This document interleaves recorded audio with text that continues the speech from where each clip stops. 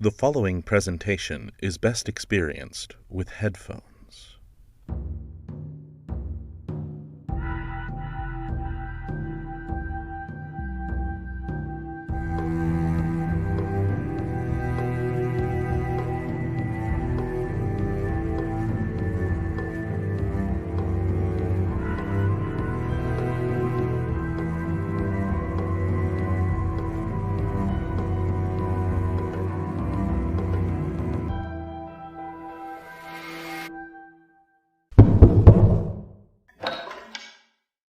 Well, hello there. I'm so sorry, but the maestro, Claudio, was working on a beautiful piece and just couldn't be pulled away. I apologize, we haven't met yet. I've been the House of Branch and Path's housekeeper for many years. After the house opened back up, I was so busy I hardly had time to sit myself. But look at me, I'm forgetting my manners. My name is Charlotte Baker, but you can call me Lottie. Now, the circle is waiting for you today in the theater. They're still hard at search for our dear Nemo. Nemo and I have been here since the beginning. I'd just be beside myself if something bad really did happen to him. But never you mind. Here we are. I'll leave you to enjoy your time with the circle. Thank you, Lottie. Anytime.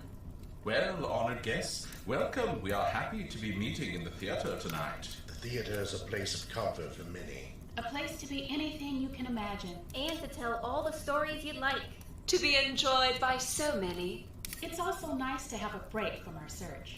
Yes, honored guests, you see, we've been spending quite a lot of time in our library searching for, well, anything. Trapdoors, secret portals.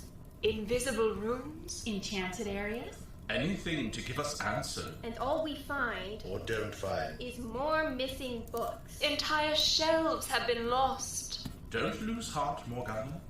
What is that up there? What? Oh, that's only our box 5 seating. We've kept it closed for years, Patrons were coming to us saying their seats had been taken. so we closed it. You never found out who it was? We've never found out who it is. Sounds pretty familiar. My friends, I do believe I see the crackle of a story on those flames. The fire burns bright, with stories ever knowing. A story first published as a serial weekly from September 23rd, 1909 to January 8, 1910. By French author Gaston Leroux. In March of 1910, Pierre Lafitte released the serials in novel form. And in 1911, Le Fantôme de l'Opéra was released to reach more audiences abroad. Tonight, the circle brings to you The Phantom of the Opera.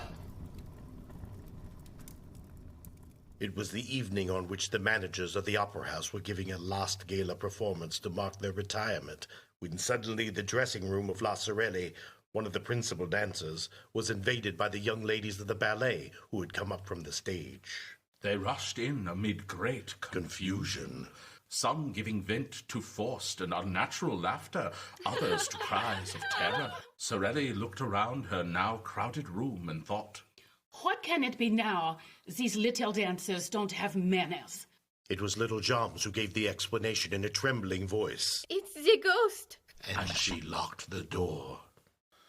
Sorelli was very superstitious. She shuddered when she heard little Jean speak of the ghost, and answered her. You silly little fool. You must not speak too loudly of the opera ghost. Have you seen him? As plainly as I see you now. Said little Joms, whose legs were giving way beneath her, and she dropped with a moan into a chair. Thereupon Meg Giry added, If that is the ghost, is very ugly. Oh, yes. The ghost had appeared to them in the shape of a gentleman in dress clothes, who had suddenly stood before them in the passage. He seemed to have come straight through the wall. Oh, you see the ghost everywhere. And it was true. For several months there had been nothing discussed at the opera but this ghost in dress clothes. Who stalked about the building, From top to bottom. like a shadow who vanished as soon as he was seen. no one knowing how or where. As became a real ghost, he made no noise in walking. I do not believe you little girls. Ever since this opera ghost gossip, you all pretend to have met this ghost. Anyone who meets with a fall or suffers a practical joke at the hands of one of the other girls or loses a powder puff, it is at once the fault of the opera ghost. And after all, who had really seen him? You meet so many men in dress clothes at the opera who are not ghosts. But this dress suit had a peculiarity of its own. It covered a skeleton. At least, so the ballet girl said. And, of course, it had a death's head. Was all this serious? The truth is, the idea of the skeleton came from the description of the ghost given by Joseph Bouquet, the chief scene shifter, who had really seen the ghost. He had run up against the ghost on the little staircase by the footlights which leads to The cellars. He had seen him for a second, and to anyone who cared to listen to him, he said, He is extraordinarily thin, and his dress clothes hangs on a skeleton frame. His eyes are so deep that you can hardly see the fixed pupils. You just see two big holes, as in a dead man's skull. His skin, which is stretched across his bones, is a nasty yellow. His nose is so little worth talking about that you can't see its side face. And the absence of that nose is a horrible thing to look at. All the hair he has is three or four dark locks on his forehead and behind his ears. This chief scene shifter was a serious, sober, steady man, very slow at imagining things. Lazzarelli thought back on Bouquet's encounter. I remember his words were received with interest and amazement, and soon there were other people to say that they, too, had met a man in dress clothes with a death's head on his shoulders. Sensible people who had heard of the story began by saying that Joseph Bouquet had been the victim of a joke played by one of his assistants. And then, one after the other, there came a series of incidents so curious and so inexplicable that the very shrewdest people began to feel uneasy. For instance, a fireman is a brave fellow.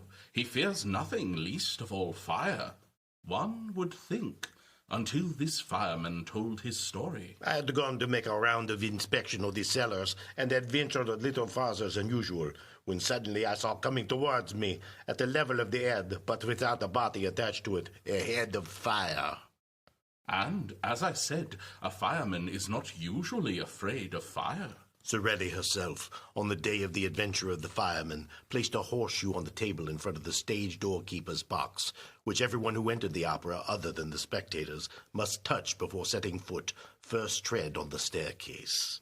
I placed it there as a good omen, for the young ladies soon persuaded themselves that the ghost had several heads, which he changed about as he pleased, and were terrified.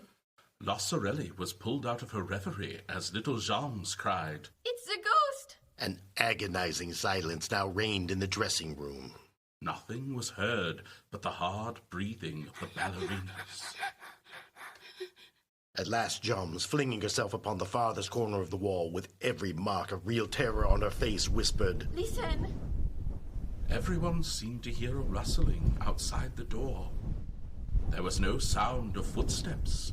It was like light silk sliding over the panel. Then it stopped.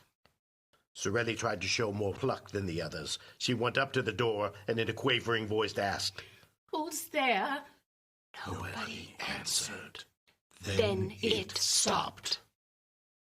Then, feeling all eyes upon her, watching her last movement, Lazzarelli made an effort to show courage and said very loudly, Is there anyone behind the door? Oh, yes, of course there is. Whatever you do, don't open the door. Oh, don't open the door. But Sorelli, armed with a dagger that never left her, turned the key and drew back on the door, while the ballet girls retreated in the inner dressing room and Meg Giry sighed. Oh, Mother! Sorelli looked into the passage bravely. It was empty. A gas flame in its glass prison cast a red and suspicious light into the surrounding darkness. The dancer slammed the door again with a deep sigh. No, There is no one there. Still, we saw him. He must be somewhere prowling about. I shan't go back to dress. We had better all go down to the foyer together, and after, we will come up again together. Sorelli, stealthily, with the tip of her right thumbnail, made a St. Andrew's cross on the wooden ring which adorned the fourth finger of her left hand. She said to the little ballet girls, Come, children, pull yourselves together. I dare say no one ever has seen the ghost. Yes, we saw him. We saw him just now. He had his death's head and his dress coat just as when he appeared to Joseph Bouquet. And Gabrielle saw him too, only yesterday afternoon in broad daylight. Gabriel, the chorus master?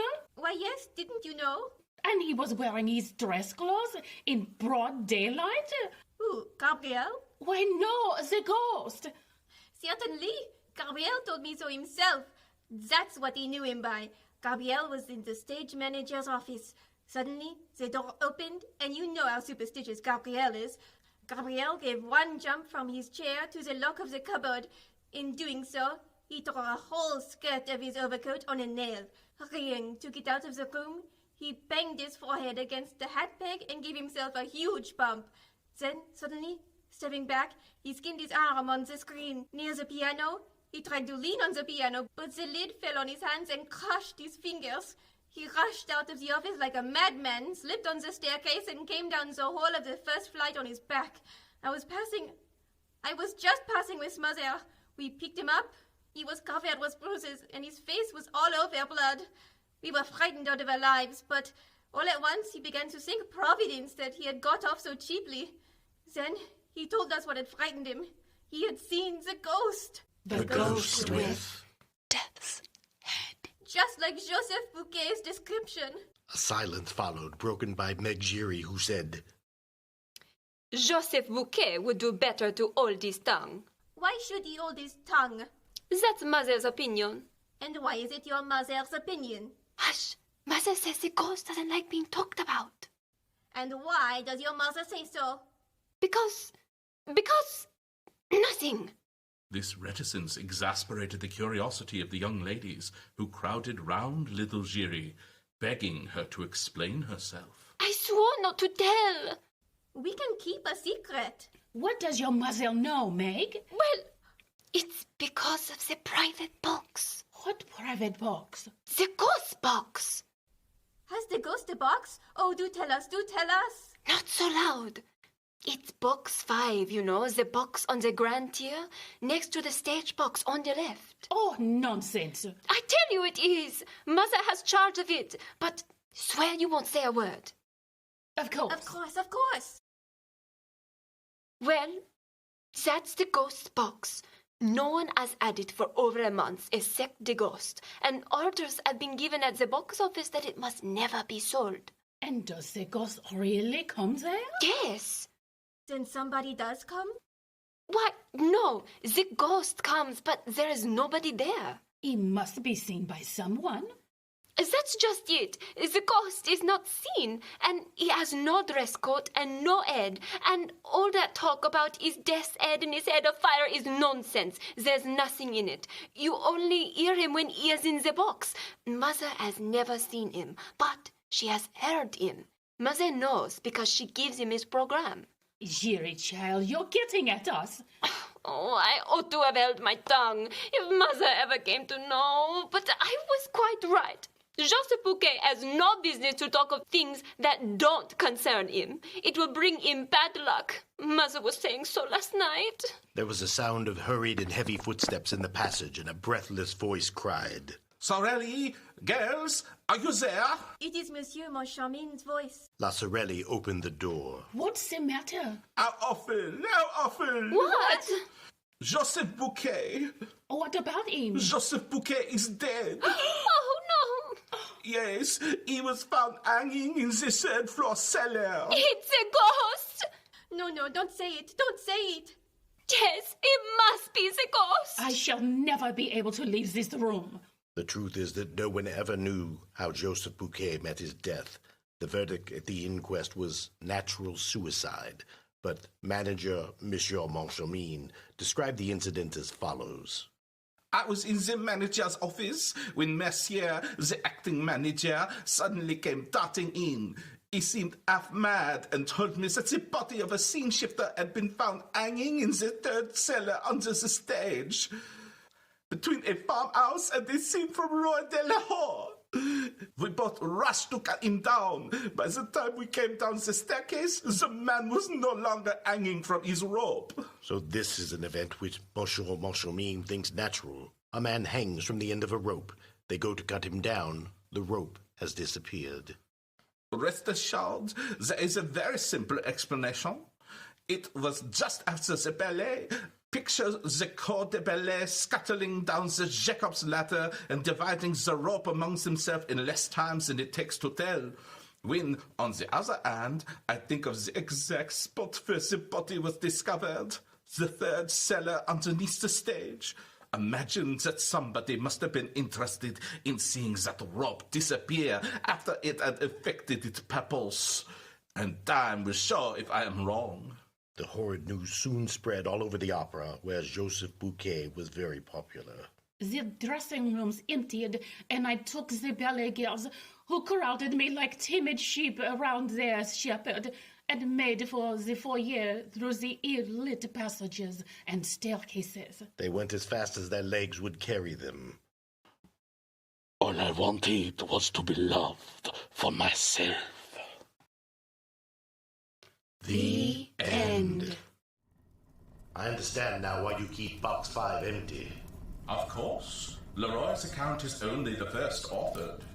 There are many places the opera ghost visits. Our theatre is proud to be part of those. In fact, our maestro Claudio quite enjoys the opera ghost. They've worked many times together. Once we are able to talk to our dragon, maybe we can open up the theater doors again. That's easier said than done. First, we have to find Greer. Everything is best done one step at a time. And I believe it is time we begin taking those steps. Yes, for now, honored guests, we must say goodbye. My friends, I do believe I see the crackle of a story on those flames. But for next time. The fire burns low, with stories ever glowing. Honored guests, over here. I know this theater is simply gorgeous, but we gotta get going. Remember, don't listen to those voices you hear roaming through the halls. They like to talk, but it's better not to answer. We don't want you to fall into an enchanted forest. I'll see you next time, friends. Goodbye.